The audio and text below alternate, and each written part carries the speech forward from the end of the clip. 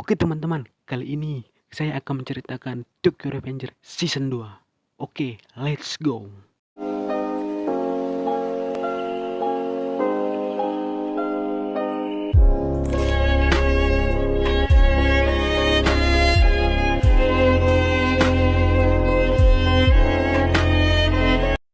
Di sini Takemichi merasa ketakutan karena ditodong senjata oleh Kisaki Teta. Dan seperti biasanya, Takemichi hanya bisa menangis dengan apa yang terjadi pada dirinya.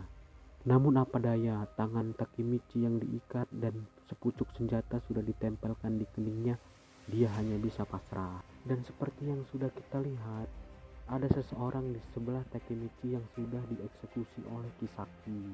Takemichi yang tak kuat menahan nangisnya, dia hanya menatap Kisaki Teta dengan penuh tajam. Di sini Kisaki juga ikut menangis karena akan mengeksekusi Takemichi. Tanpa berpikir panjang, Kisaki Teta pun menarik pelakuknya dan menembak Takemichi. Di sini sepertinya Takemichi ada yang menyelamatkannya, dan benar saja tiba-tiba ketika Takemichi membuka mata, ia masih bisa membukakan matanya. Ia merasa heran siapa sosok yang menyelamatkan dia karena Takemichi ingat dia ditembak hanya di bagian kakinya. Ternyata sosok yang menolong Takemichi ialah Kazutora. Yang menyelamatkan Takemichi dialah Kazutora yang masih anggota Tauman. Dan Kazutora menjelaskan situasinya terhadap Takemichi. Takemichi yang merasa bingung karena dia telah banyak melakukan time loop. Dia hanya bisa mendengarkan apa yang Kazutora bicarakan kepadanya. Takemichi merasa bingung melihat Kazutora yang sekarang karena dia merepresentasikan sesosok baji. Kazutora menjelaskan apa yang terjadi. Selama ini Takemichi banyak melakukan Kazutora menceritakan apa yang telah terjadi dan apa yang telah dilewati Takemichi karena Takemichi saat ini adalah pemimpin Tauman.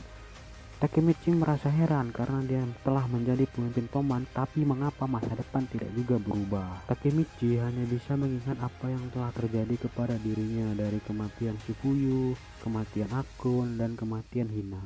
Merasa bingung dengan apa yang terjadi, Takemichi hanya bisa menanyakan ada apa sebenarnya yang terjadi Kazutora. Ketika Takemichi menanyakan kabar Kazutora, tanpa berlama-lama Kazutora langsung memukul Takemichi tanpa dengan alasan yang jelas. Dan sekali lagi Kazutora menjelaskan dengan semuanya apa yang telah terjadi dan apa yang telah dilewati. Keesokan harinya Kazutora mengajak Takemichi dan menjelaskan apa yang terjadi. Namun di tengah perjalanan Kazutora mengajak Takemichi ke satu gang. Dan tanpa diduga Takemichi berhasil menemukan Naoto. Namun yang sangat disayangkan karena ini adalah jebakan untuk memenjarakan Takemichi atas semua kejahatannya. Bingung dengan apa yang terjadi, Kazutora yang malah menjebaknya agar dia masuk ke dalam penjara. Dan Takemichi hanya bisa diam saja dengan apa yang terjadi. Dia pikir pertemuannya dengan Naoto akan membawakan kabar gembira ataupun itu. Ketika berada di penjara, Takemichi hanya mengatakan apa yang dia ketahui. Namun di garis waktu ini dia adalah pemimpin Tauman yang banyak melakukan kejahatan dan sebagainya. Dan pada nyatanya Kisaki Teta adalah otak dari segala kelakuan Takemichi ini. Ketika berada di penjara, Takemichi hanya mengatakan apa yang dia ketahui. Namun di garis waktu ini dia adalah pemimpin Tauman yang banyak melakukan kejahatan dan sebagainya. Di sini Naoto menunjukkan beberapa video yang direkam Shifuyu secara diam-diam. Betapa kagetnya Takemichi melihat video rekaman yang direkam Shifuyu itu.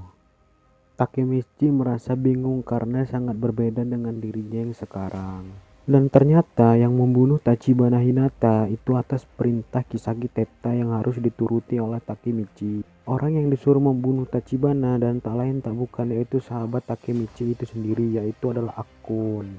Mengetahui kalau Takemichi yang memerintahkan Akun untuk membunuh Hina, Takemichi meminta Naoto untuk menghentikan video tersebut.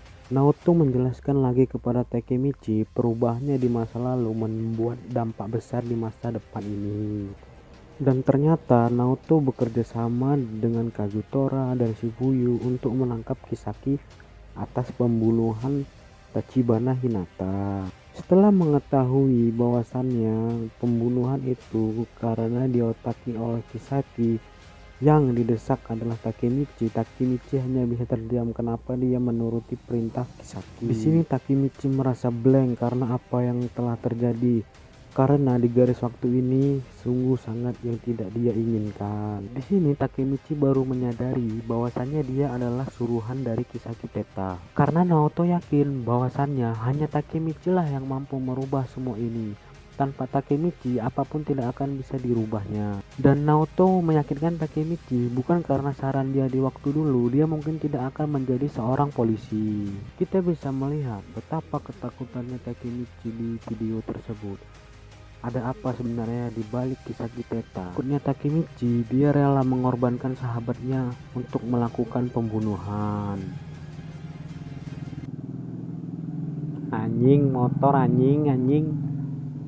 Takemichi yang berputus asa, langsung saja Naoto memberikan wejangan yang harusnya dia berikan. Merasa tidak bisa mengubah suatu apapun, lagi-lagi Takemichi merasa dia ngeblank dan tidak bisa berbuat apa-apa. Dan setelah dia tahu bahwasannya selama ini dia hanya dilindungi oleh si Fuyu dan tanpa memikirkan perasaan teman-temannya yang lainnya. Naoto meminta Takemichi untuk kembali ke masa lalu sekali lagi. Merasa masa depan yang ini sangat kacau, Takemichi pun menyetujui akan kembali ke masa lalu. Setelah diyakinkan oleh Naoto, Takemichi akhirnya ingin lagi kembali ke masa lalu untuk mengubah semua yang kacau ini. Tanpa disadari, dia berhasil melakukan time loop ke 12 tahun yang lalu, di mana pikirannya kembali teringat oleh kematian Akun dan kematian Tachibana Hinata. Maka dari itu, Takemichi bertekad sekali lagi akan mengubah masa depan ini. Akhirnya, Naoto dan Takemichi bersalaman, maka time loop pun terjadi. Di sini, Takemichi langsung berada di tempat sebuah bowling. Dia sedang bermain bowling bersama Hina. Tanpa disadari, dia juga bertemu dengan Hakai, di mana di masa depan Hakai adalah pemimpin dari Black Dragon itu sendiri. Oke, berakhir sudah cerita kita hari ini ya. Kalau apa ya biasa lah belajar nih guys.